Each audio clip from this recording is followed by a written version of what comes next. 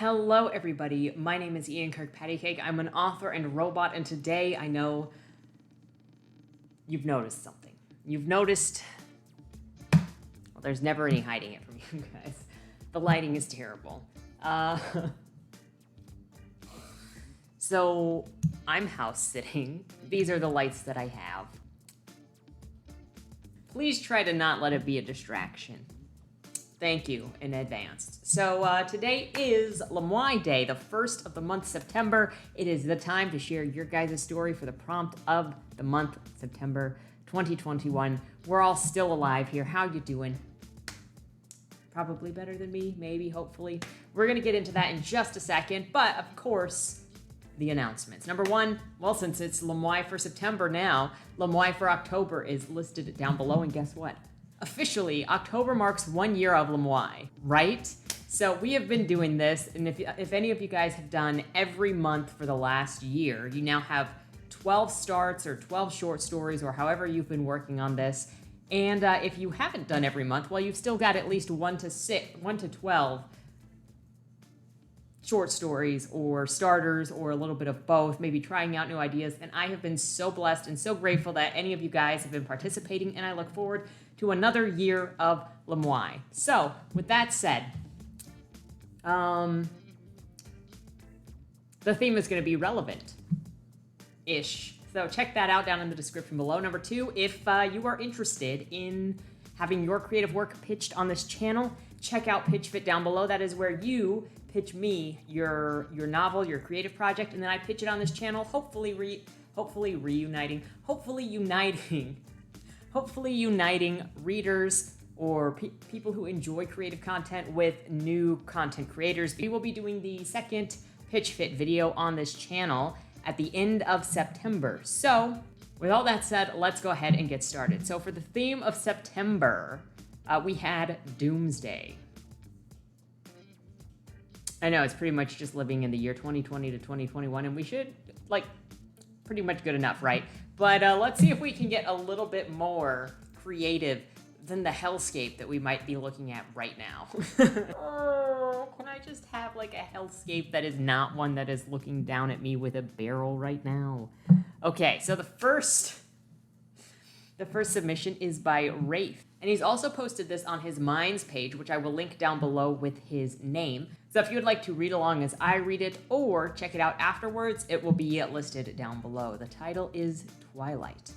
The water held its eerie calm as Jorn cast out his line. The boat beneath him and his shield brother Anders held steady, and the two sat back to back, patiently waiting for their lines to go taut, that they might haul in tonight's supper. But no fish were biting as of yet.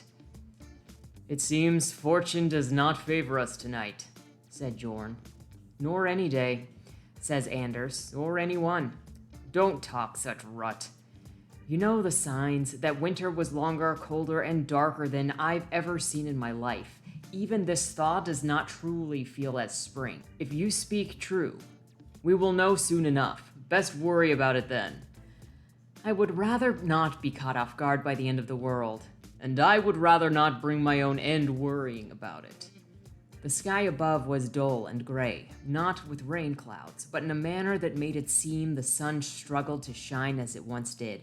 The air was calm, yet stale, and the water looked a shade murkier than usual, showing little signs of its previous abundance of life. To them and their clan, nothing about the world felt right since the end of last winter. Jorn sensed a stirring beneath the surface of the water and wondered if a bigger fish was finally coming their way. But it felt much larger than anything he could have expected. Waves formed and ran across the surface of the water.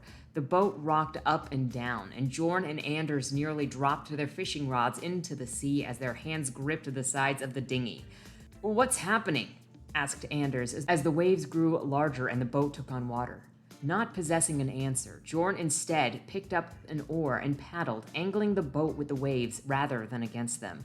For a moment, his idea worked, and the boat was thrust along on whatever course the sea had plotted.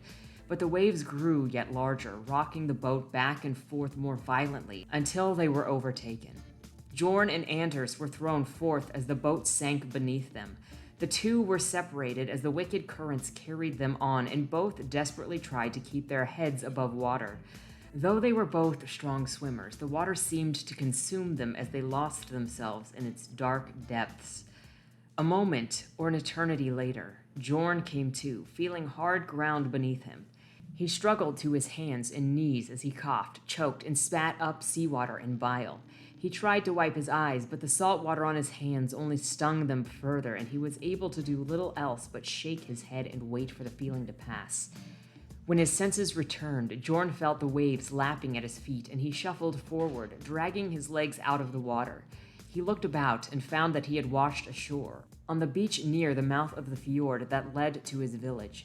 Great cliffs rushed out of the ground before him, and sand and stone beach stretched in either direction as far as the eye could see. He looked on, and a moment later spotted Anders lying face down many yards away. Sensing he was about to fall again, he took a moment to ensure his legs held steady. He then moved as fast as he could manage. Jorn stumbled as he rushed to his feet. Sensing that he was about to fall again, he took a moment to ensure his legs held steady. He then moved as fast as he could manage, stumbling over stones and wet patches of sand before he fell to his knees again, rushing to his shield brother's side. "Anders!" he cried as he turned the other man on his back. Jorn pressed down on Anders' chest, his head still spinning as he desperately tried to drag his shield brother back from the realm of death. Just as Jorn's hope began to fade, Anders suddenly coughed, seawater spurting out of his mouth, and he turned to his side as he struggled to regain his breath. Jorn stepped back to give him space, panting with a mixture of exhaustion and relief. "You'd better not have kissed me to wake me up," said Anders between rugged breaths. "Luckily, I did not have to," said Jorn. "But would you not do the same for me?" "No." The two laughed half-heartedly, and Anders finally looked up from the ground. "No," Anders repeated as his eyes went wide in terror.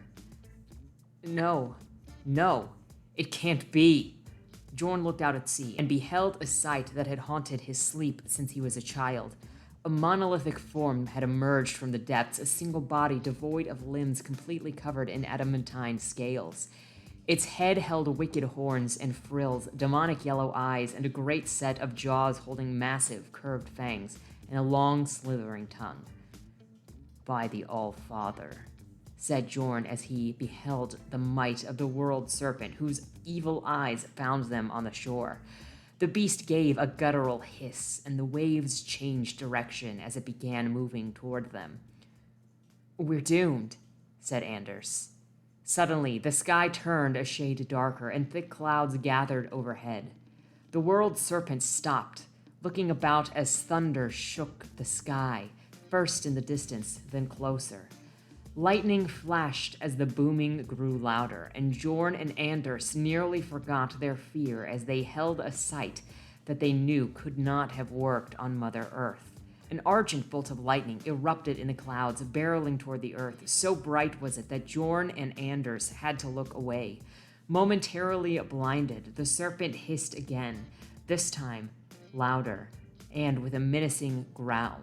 When they regathered the nerve, Jorn and Anders looked to the great beast again and saw that its attention had been drawn elsewhere, further down the beach. They then looked to where the serpent's gaze fell, and their hearts each skipped a beat at the sight before them. A lone figure stood tall in the distance, hammer in hand. Is this a Thor mythology? I mean, my knowledge of anything that is a hero with thunder and a hammer is very minimal, to be fair. But is this some Thor mythology or some Thor inspired mythology? I'm invested. This feels like the first chapter of something epic, and like I didn't even know that I was craving some really cool end of the world, specifically like with not government influence or like viruses, but rather some end of the world with like actual doomsday style prophecies, religion, spirituality, something like that. I did not know that I was craving it so much until I started reading this, and then I'm like, I'm so into this. I'm so ready. Oh my gosh. Wraith, I think you awoken in me. The real hunger that, hey, I really want this. And I didn't know this. Is that a story that you're working on long term or something that you did for this specifically? And do you have plans in the future to work on it more? Those are all of my questions. The next story is by Ken Wells. Journal entry for December 4th, 2032. The cries are coming from the cellar again. I don't know how much longer I'll be able to keep them down there, scratching, thumping, scratching. They are trying to escape. They wish me dead. They wish to be with others like them. The boards have held, but I do not know for how much longer. I do not go downstairs very often anymore. Perhaps I should rip some floorboards up and nail them in place as well. I'm out of screws, and I fear that nails will not hold against their bludgeoning force. I'm scared, but Scruffy has given me some comfort. His gentle kisses console me when he sees me crying. He is my everything now, and it pains me to think of what must be done with him if things continue this way. I checked the traps I set, and they trapped some rabbits. Unfortunately for me, something found the easy prey first. All that was left behind was their feet. I don't believe that they are very lucky, so I did not collect them. Journal entry for December 24th, 2032. Tomorrow's Christmas, but there is no light in the darkness. There is no guiding star to lead me to salvation. I'm alone, and all seems lost. The cries from the cellar stopped. They may have finally died, but I can't be sure. The stench hasn't changed. I am still too afraid to open the door. I've been out of food for almost a week now. I have no usable vehicle. I will have to make my way into town with only kitchen knives. Wish me luck. Journal entry for December 26th, 2032. I barely escaped with my life. I was amazed to see so many of the undead still walking around and in the stores. I'm also shocked that they didn't attack me. It was very surreal. Perhaps I will be able to make runs into town more often if these creatures do not pose an immediate threat. However, I should not let my guard down. Perhaps they are trying to lull me into complacency. End journal. So, the woman came in and stole the merchandise? Officer Beale asked. Yes, sir, the store clerk answered. She just walked in, flashed a knife around, and acted like she expected to be jumped by any and all of us. I do not understand what she was thinking. She only took canned goods and was muttering about meat probably being spoiled. I don't think she took more than $20 worth of stuff. Interesting, Officer Beale commented while jotting notes on his pad. Did you recognize her? No, sir, the clerk answered. I know her, yelled an elderly woman from the few yards away. She's Mary Sue's daughter. They lived out there on Route 62 near Mackaville. Officer Beale turned to the woman with a grave face. He had heard about that family before. They were regulars for domestic violence and the like. He had never been there, and he was the only officer in the department who hadn't. That would soon change. To say the yard was unkempt would be an understatement. Tall thistles loomed over the dandelions and the grass, which had gone to seed. A single rusted-out vehicle sat in the middle, barely visible from the tangled webs of grass, weeds, and shrub that had grown around and over it. The gravel driveway was indistinguishable. Officer Beale stared out the patrol car's windows and let out a deep sigh. It was against policy to tuck pant legs into socks while in uniform, but he was not about to risk getting Lyme disease. He wondered if anyone was living there or if it had been abandoned. That is until he saw eyes peeking through the boards covering the windows.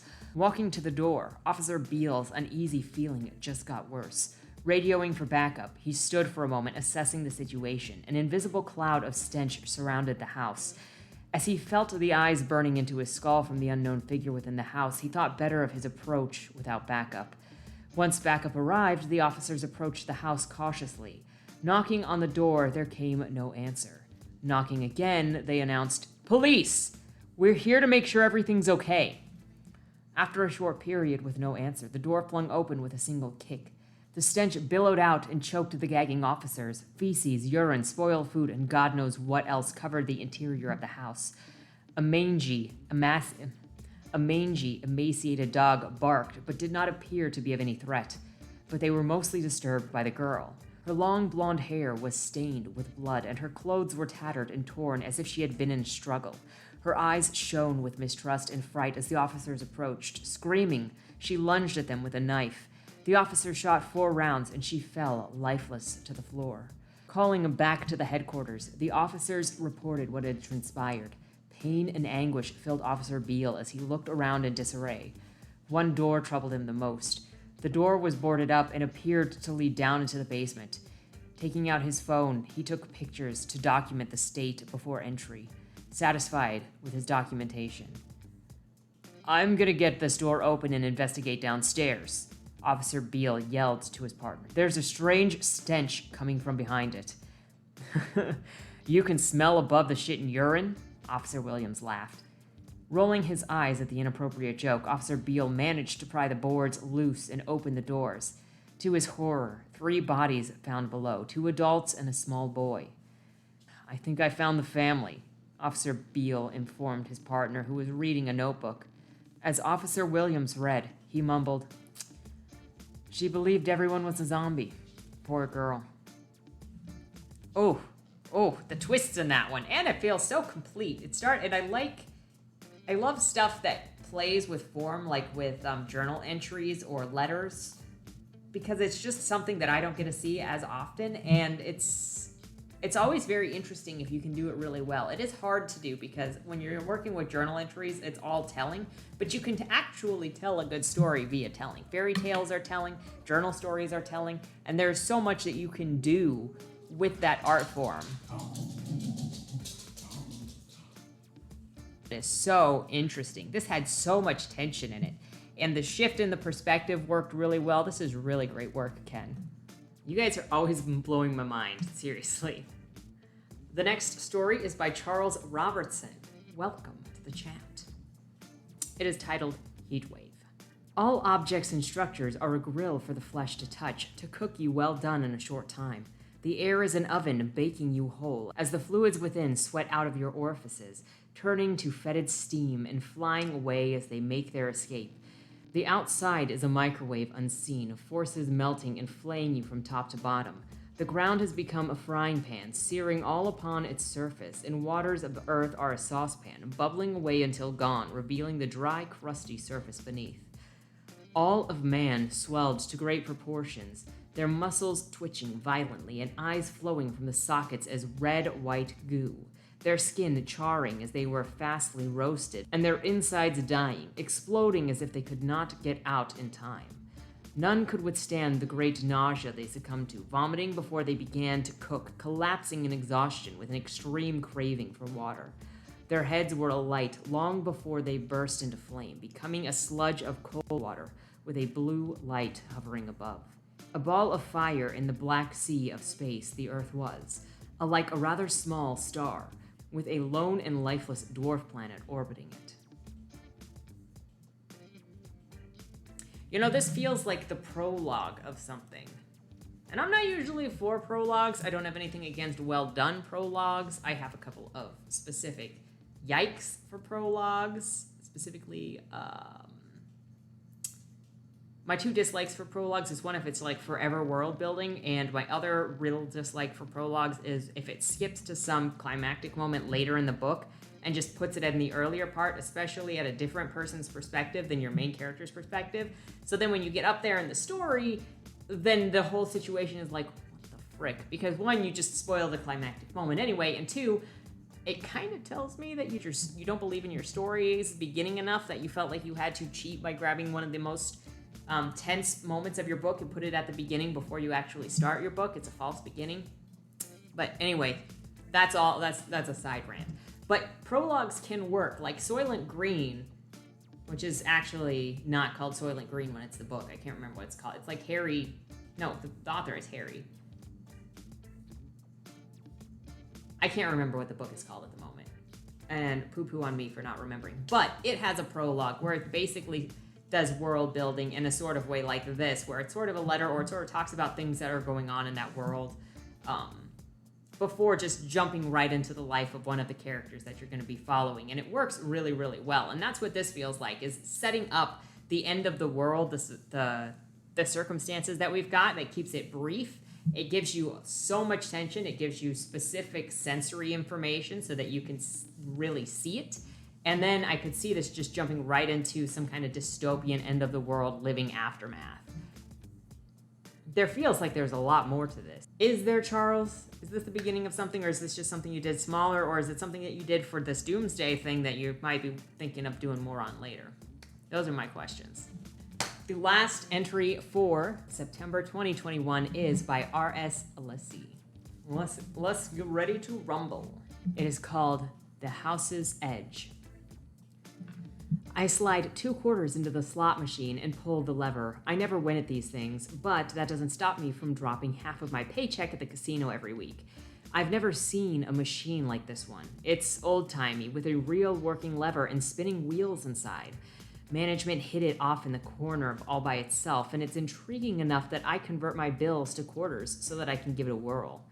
There's a zone you get into, dumping your hard-earned pay into some bullshit machine that tempts you with rewards but never pays out.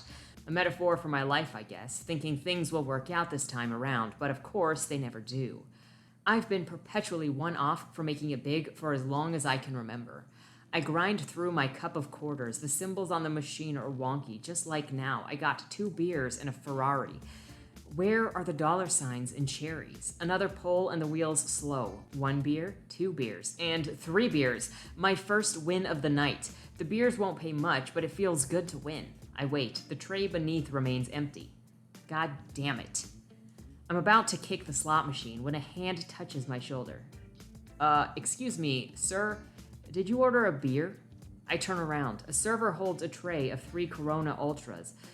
My favorite beer. No, but while you're here, maybe you could tell me what's wrong with this machine. I got 3 of a kind and it didn't pay out. I look between the 3 beers on the tray and the 3 beers on the machine. Or maybe it did. I accept the beers. They're cold and welcome. Back to feeding the machine.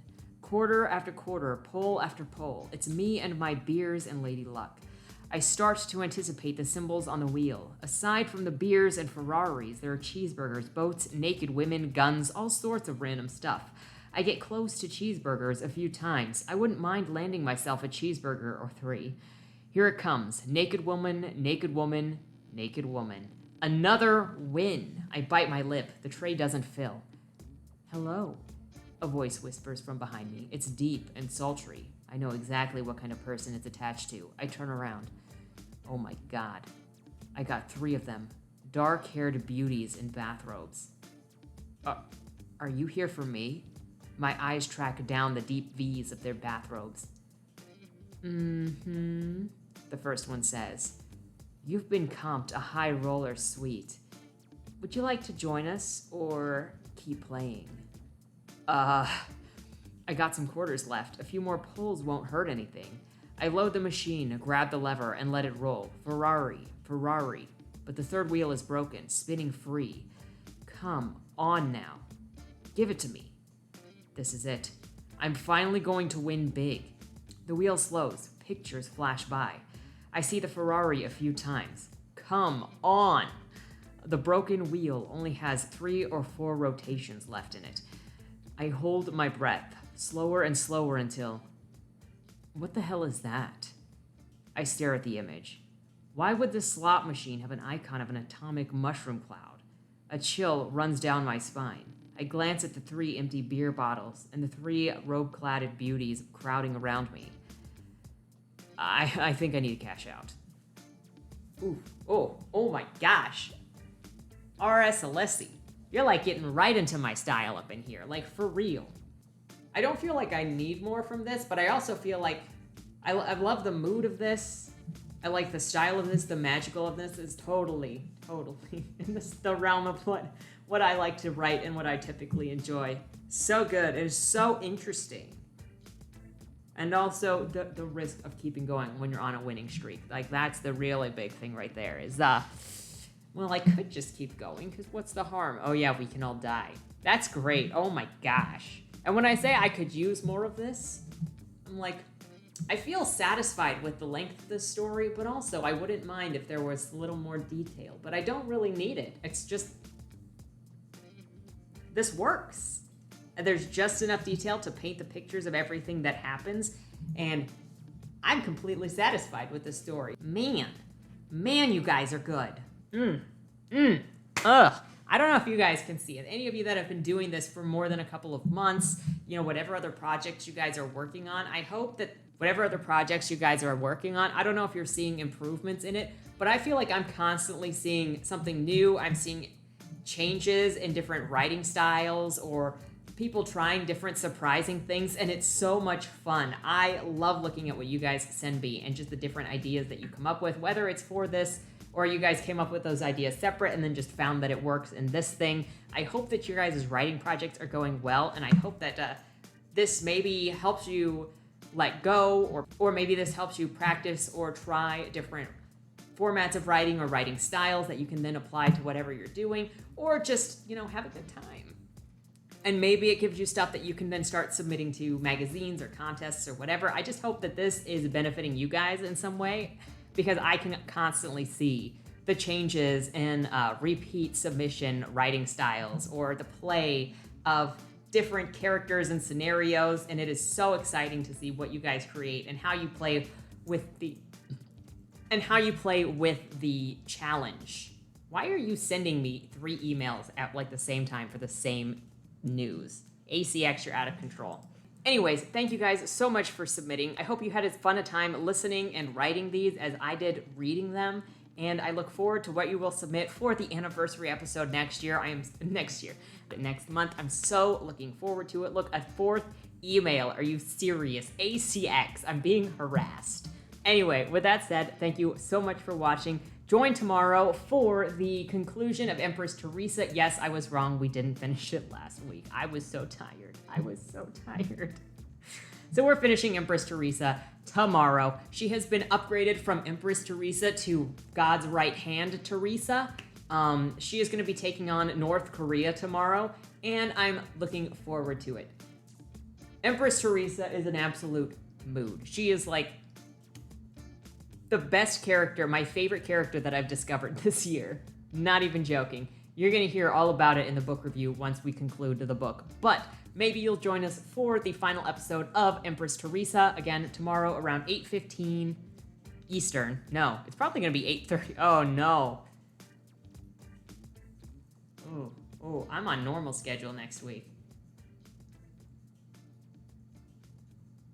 So like 8:30. So probably around 8:30, maybe. And then the week after that will be the Battle of the Bulge on Friday night loin stream. So if you're interested in having the first chapter of your work in progress or your completed book read on this channel, and then having people discuss, critique, just book review stuff, send it my way. The link will be in the chat on loin stream tomorrow night. So that's where you got to go if you would like to be part of Battle of the Bulge, or just join to see how we handle everybody else's stuff. I will also be revealing a first chapter of one of my upcoming works, probably near the end of that, because Battle of the Bulge is about everybody's stuff. So it's gonna be a good time. With all that said, thank you so much for watching. Have a great weekend, and don't die.